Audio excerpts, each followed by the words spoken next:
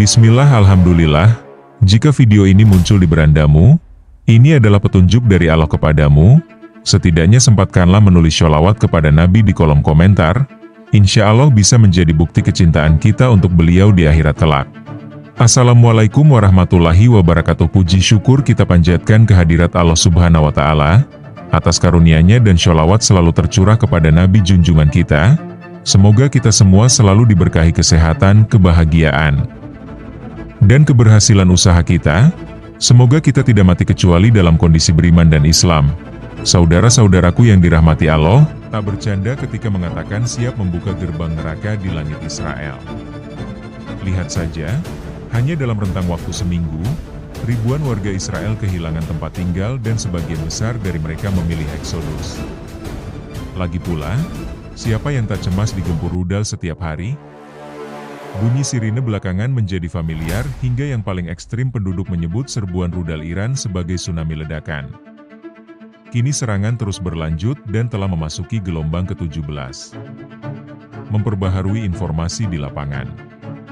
Seperti inilah fakta di balik situasi tak kondusif yang sedang berlangsung di Israel hingga membuat warganya stres berat. Gelombang ke-17. Operasi True Promise 3. Sebenarnya tidak ada yang berkata bahwa Iran menyerang sementara Israel hanya bisa pasrah. Sebaliknya, aksi saling serang terus berlanjut dan keduanya dipastikan menanggung kerugian masing-masing. Namun yang menarik di sini, Iran tidak hanya sukses membuat Netanyahu tercengang, tapi serangan terkoordinasinya telah mengubah dinamika Timur Tengah. Dengan ini, stigma kekuatan terbesar tak lagi berputar pada Israel dan popularitas sistem pertahanan canggih sekelas Iron Dome mulai diragukan. Berbicara tentang gelombang serangan terbaru, rudal Iran dilaporkan menyerang beberapa wilayah di Israel dari utara hingga ke selatan.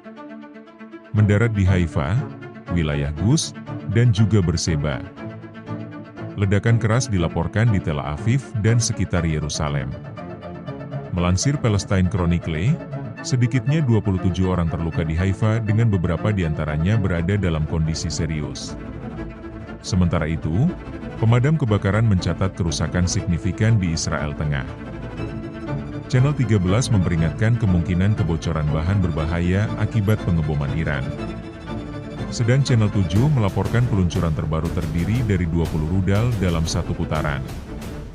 Adapun Korps Garda Revolusi Iran mengumumkan bahwa ini adalah gelombang ke-17 operasi True Promise 3 sembari berkata, fokus serangan mengarah pada industri militer dan pusat komando Israel. Negara lumpuh, warga mengungsi di bunker. Buntut dari kejadian di kota-kota besar Israel membuat warga tak lagi menjalani hari yang sama pasca eskalasi. Tidak hanya karena sekolah hingga fasilitas umum ditutup, fakta bahwa orang-orang Israel menghabiskan waktu lebih banyak di kawasan perlindungan adalah masalah lain. Kini warga Israel yang senantiasa merasa aman di balik sistem pertahanan canggih seperti Iron Dome dan David Sling mulai merasakan imbas konflik tersebut sehingga mau tidak mau mencari tempat berlindung menjadi satu-satunya jalan keluar. Salah seorang warga bernama Gil Simpson pergi ke tempat pengungsian pertama kali dalam hidupnya.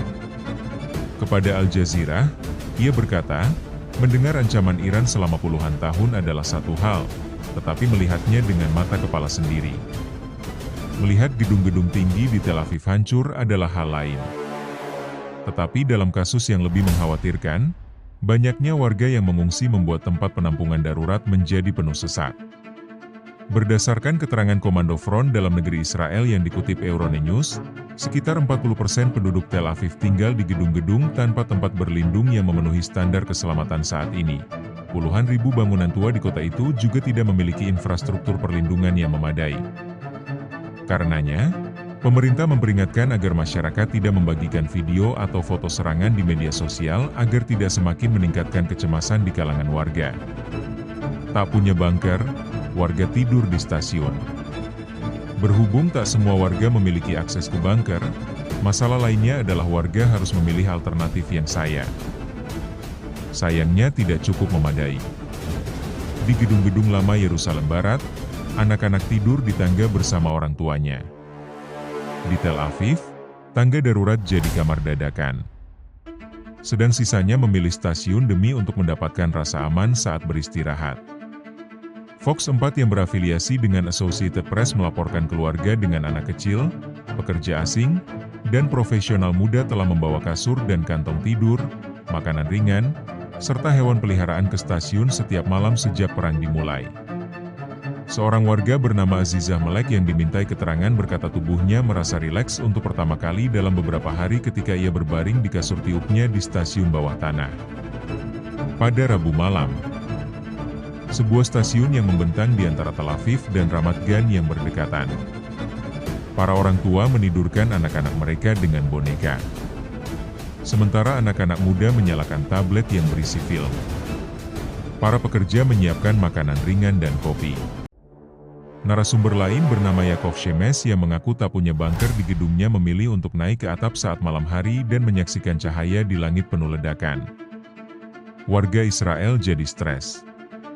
Menghadapi rasa cemas terus-menerus bukan hal mudah bagi warga Israel yang terbiasa hidup aman dalam beberapa dekade terakhir.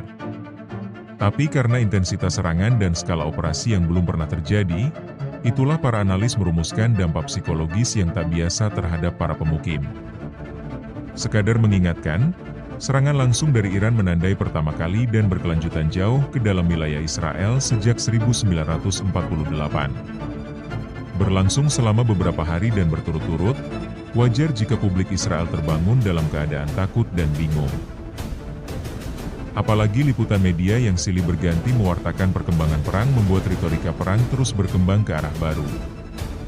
Jika sebelumnya Israel selalu muncul sebagai pihak paling unggul, maka liputan telah beralih ke laporan korban cedera, pemandangan kehancuran, dan rumah sakit yang kewalahan.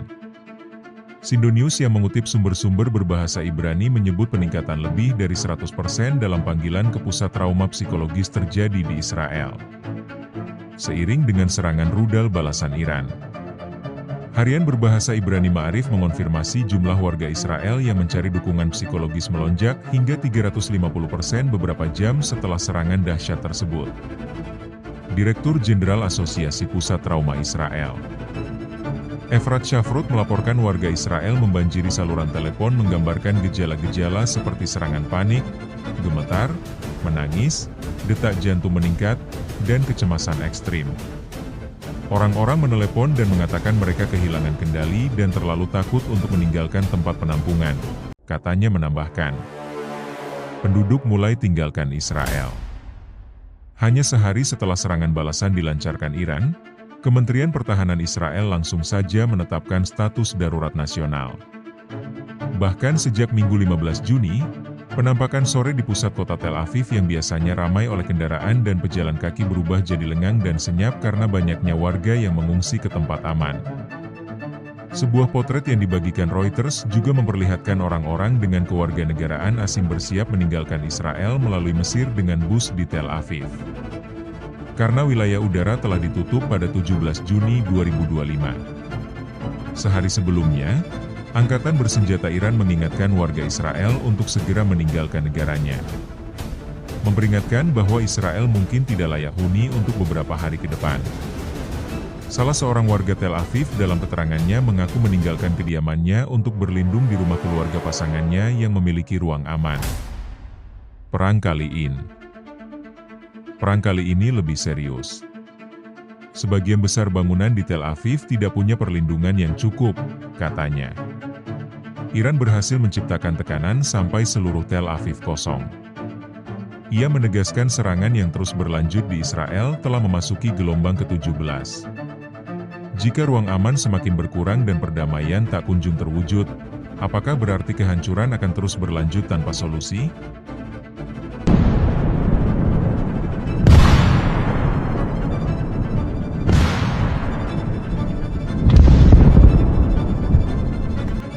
تفضلوا